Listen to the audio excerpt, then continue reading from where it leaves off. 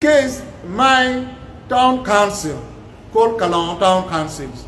Kalongo Town Council is one of the area which has been ever since in the 70s. It was a town board during the President Idi Amin Dada. It was a town board.